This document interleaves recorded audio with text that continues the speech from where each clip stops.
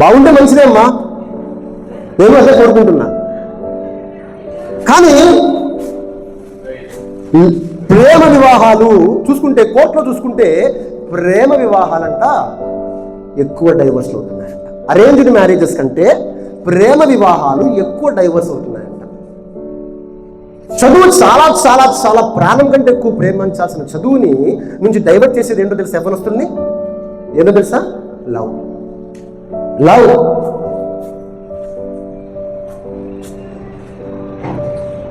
కానీ ఆ లవ్ ఎక్కడ తీసుకెళ్తుంది? ఆ లవ్ ఎక్కడ తీసుకెళ్తుంది? నవ్వుతో పరిచయమైన ప్రేమ, చూపులతో పరిచయమైన ప్రేమ ఎక్కడ తీసుకెళ్తుంది తెలుసా?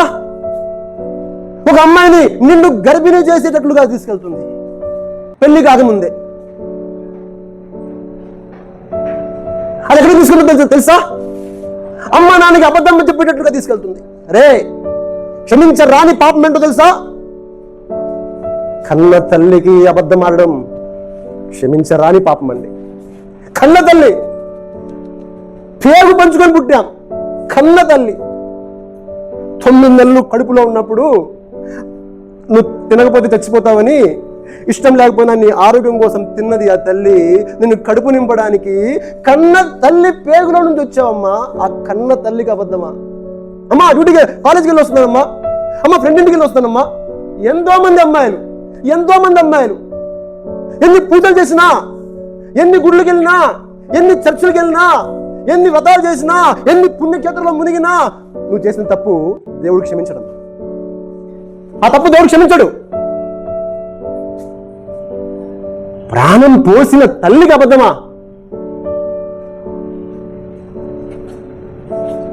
అలాగే జరిగింది ఒక అమ్మాయికి. కాలేజీలో వస్తున్న అమ్మ ఉంది, క్లాస్మేట్స్ ఇద్దరు, కాలేజ్లో క్లాస్మేట్స్ వాళ్ళిద్దరు.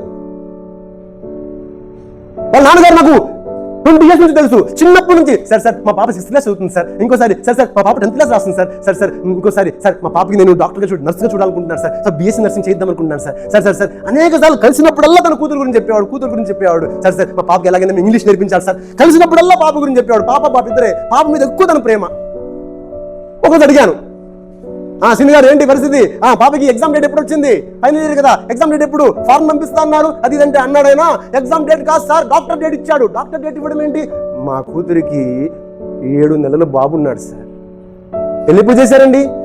పెళ్లి కాలేదు సార్, పెళ్లి కాలే. మా ఊర్లో తల ఎత్తుకోలేకపోతున్నా. ఏమండి, ప్రేమ ఎక్కడ తీసుకెళ్తుందో చూసారా?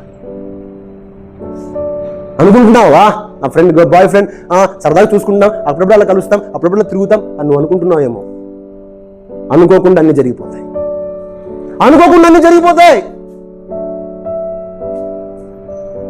కాలేజీకి వెళ్తున్నా అని చెప్పి తల్లికి, తండ్రికి, ఆ ఫ్రెండ్తో అటు ఇటు తిరిగి చివరికి ఆమె వాళ్ళ నాన్న ఏమన్నారు తెలుసా? మోసం చేసిందండి, మా కూతురు మోసం చేసిందండి. అంత చదువు చదివించి, చిన్నప్పుడు లాలించి, ప్రేమించి, అమ్మా నా బిడ్డ, నా ఒంట్లో బలవంతా నీ భవిష్యత్తుకి పెడతానమ్మా, నా ఒంట్లో ప్రతి నరము ప్రతి కణము నీ భవిష్యత్తు కోసం పెడతానమ్మా. నువ్వు బాగుంటే నాకు చాలమ్మా, నువ్వు సంతోషంగా ఉంటే నాకు చాలమ్మా, ఎంత డబ్బులైనా పర్లేదమ్మా, రాత్రి పగలు కష్టపడతానమ్మా, నీకు మంచి భవిష్యత్తుని ఇస్తానన్నా అమ్మా అని చెప్పిన తండ్రి ఏమంటున్నాడు తెలుసా? మోసం చేసింది సార్, మోసం చేసింది. జాగ్రత్త, యవ్వనస్తులు చాలా జాగ్రత్త.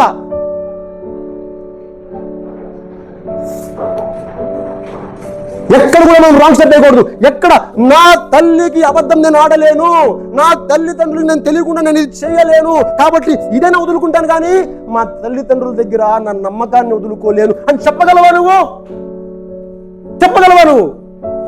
నా తల్లిదండ్రుల దగ్గర నమ్మకం నేను పోగొట్టుకోను. కానీ పెంచి ఇంత స్థాయికి తీసుకొస్తే వాళ్ళకి అబద్ధం చెప్పాలా? మమ్మీ ఆఫీస్గా, మమ్మీ నేను ఫ్రెండ్ ఇంటికి వెళ్తున్నాను, మమ్మీ నేను కాలేజ్కి వెళ్తున్నాను, మమ్మీ బర్త్డే ఫంక్షన్, మమ్మీ. ఒక అమ్మాయి డాక్టర్ అవుదాం అనుకుంది. ప్రేమ విషయంలో ఎంత చెప్పినా వినలే. సినిమాలు కాదండి, నిజ జీవితాలు, నిజ సంఘటనలు అండి.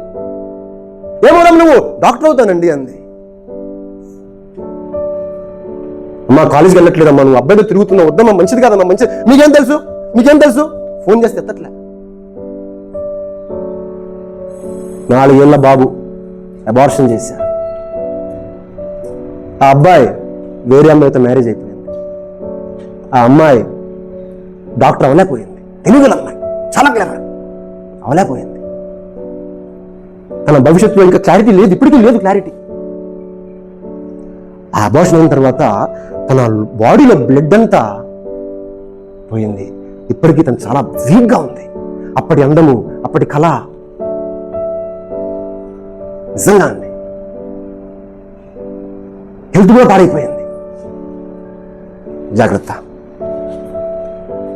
నువ్వు పీల్చే శ్వాస నీది కాదు, నువ్వు పీల్చే ఊపిరి నీది కాదు, నీ తల్లిది.